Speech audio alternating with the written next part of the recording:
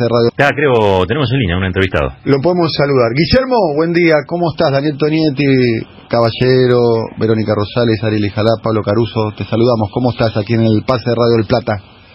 ¡Qué mesa, ¡Qué mesa! Falta uno para hacer el truco de 6 ahí. Faltas vos. Y venga. ¿Cuál es tu opinión, Guillermo, por el tema, la emergencia que está pasando en la empresa Carrefour? Mira, es en línea con lo que venimos sosteniendo desde hace bastante tiempo, te diré un año, casi 2 años. Este no es un gobierno neoliberal. Ese es un error de caracterización. Yo sé que ustedes ahí en la mesa, el 100% de la mesa piensa que este es un gobierno neoliberal, pero humildemente les digo que están equivocados. Bueno. Este es un gobierno oligarca y se caracteriza un gobierno oligarca porque rápidamente aumenta el único precio sobre el cual tiene injerencia. Y en este caso la oligarquía tiene injerencia sobre el precio de los alimentos. Duplicó el precio de los alimentos y a partir de que vos duplicás el precio de los alimentos, destruís el mercado interno. Y Carrefour es una empresa de mercado internista, no es una exportadora. Puede tener un frigorífico ahí que alguna vez se habilitó para una exportación de carne, pero es un tema absolutamente menor. Sus ingresos vienen del mercado interno, un mercado interno que está destruido. ¿Por qué? Porque duplicaron el precio de la comida.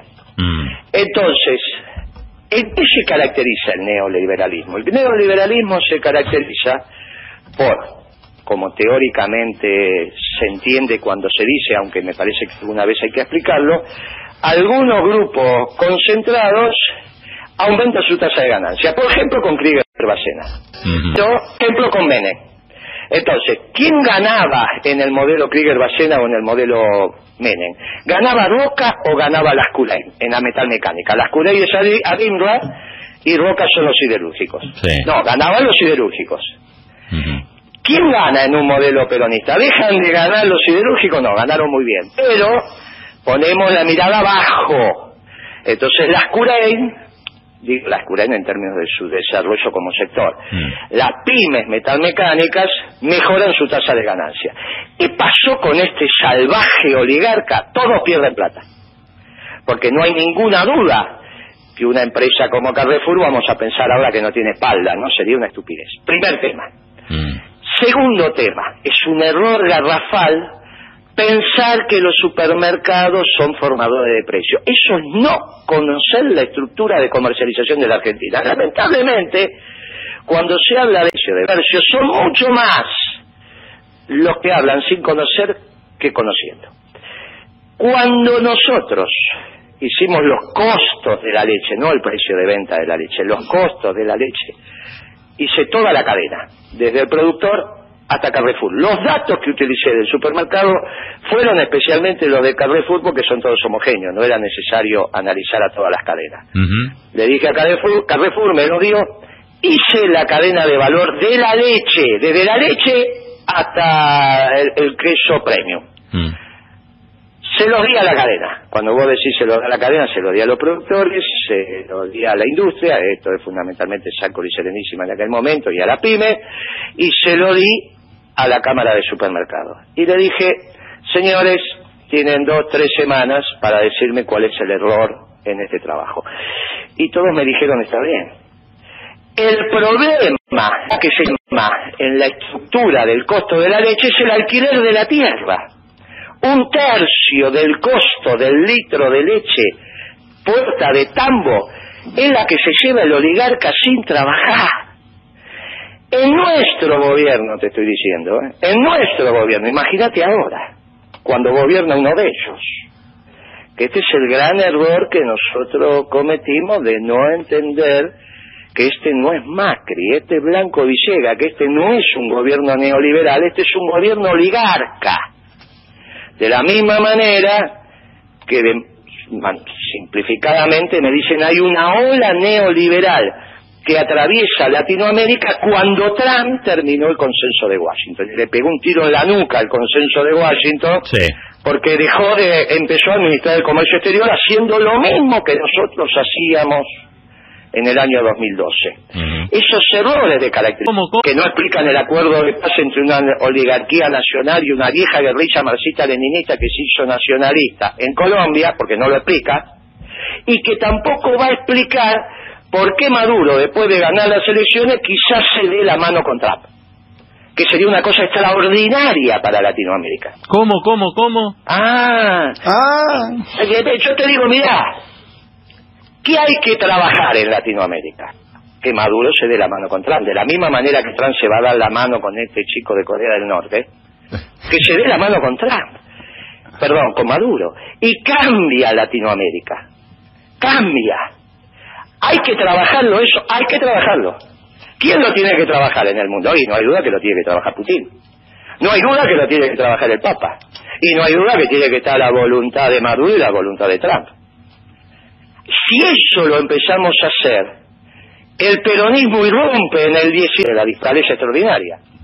Ahora, si en vez de hacer eso, caracterizamos a este como gobierno neoliberal, entonces los compañeros que trabajaron en el gobierno de Menem se sienten desplazados y que los seguís ofendiendo y que los seguís maltratando, y entonces, en vez de ir hacia la unidad vas a hacer la dispersión. Por eso yo planteo la foto de los 4 presidentes vivos. Moreno, Caruso le pregunta, es muy interesante la caracterización general, se lo tengo que decir más allá de algunas cosas que me gustaría seguir profundizando. Quiero volver un segundito a los supermercados y el tema formadores de precios. Cuando un supermercado ofrece que si llevas 3 productos pagás 1 o pagás 1,5, ¿eso a quién se lo saca? O me voy a decir que pierde plata el supermercado. No, es la promoción conjunta que hacen entre el fabricante, productor y el supermercado, de eso no hay ninguna duda. Que vos en la negociación, hoy, ¿cuáles son los minutos de publicidad o los segundos de publicidad más caros en la radio argentina? ¿No? Segundo de Argentina, no hay ninguna duda que primero es Mitre, pero después vienen ustedes, porque tienen buenos programas. Y no hay ninguna duda que cuando voy a Radio Cooperativa, que son hermosos compañeros, hermosos, tan hermosos como ustedes, el segundo de publicidad es mucho más bajo. ¿Estamos de acuerdo? Por eso esto funciona de esta manera. La capacidad de compra de los supermercados es fenomenal, pero no estamos hablando de la capacidad de compra, ¿no? No estamos hablando de esa capacidad de compra, obviamente. Pero al tener tanta posición de poder dentro de la cadena, eso se traslada a la posibilidad de manejar los precios, Guillermo. De ninguna manera. Yo fui secretario de Comercio, el que más duró en la Argentina, 6 años y medio. Entonces, cuando vos me decís esto y yo te contesto y vos me volvés a decir, no tengo otra alternativa que decirte. ¿Qué estudio hiciste vos para saber eso? No, por supuesto. Muy bien, pero yo te estoy demostrando un estudio. ¿Por qué ante un yo hice? Que sometí al juzgamiento del sector privado. Desde los productores, que fundamentalmente, obviamente ahí, si bien el presidente de la Sociedad Rural en esa época era un tambero, no es ahí donde se expresa, ¿está bien? Por eso hablaban del tambero kirchnerista y todas esas cosas que se hablaban. O sea, si hay un lugar en el campo donde se ha democratizado el poder económico, al margen de algunos ejemplos especiales, como puede ser el de Biocati, son los tamberos, los criadores de cerdo. Muy bien. A esos productores, a la industria, a Sanco y Serenísima, que es lo que tenían los cuadros más relevantes para analizar esta estructura, pero también se lo di a Pimet, y se lo di a las cadenas de supermercados, que eran las que me había dado la información.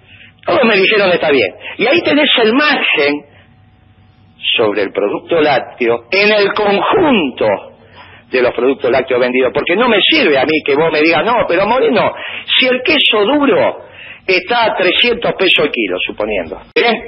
Sí, querido, pero ¿sabés cuánta es la proporción de queso duro que vende Carrefour contra el sachet de leche? Por ahí es menos de 20-1. ¿Y sabés cuál es el margen en el sachet de leche? Sobre todo cuando yo se los pedía, hasta las 11 de la mañana me tenían que tener una leche, ¿te acordás? Una leche muy barata. Entonces era sobre los miles de litros de leche que compra Carrefour en sus variantes era muy menor. Claro. Guillermo, te mandamos un abrazo, tenemos que ir a las noticias, gracias por tu testimonio. Bueno, cuando quieran jugamos un truco, muchachos. Cuando quieran, invitado, Guillermo, un abrazo.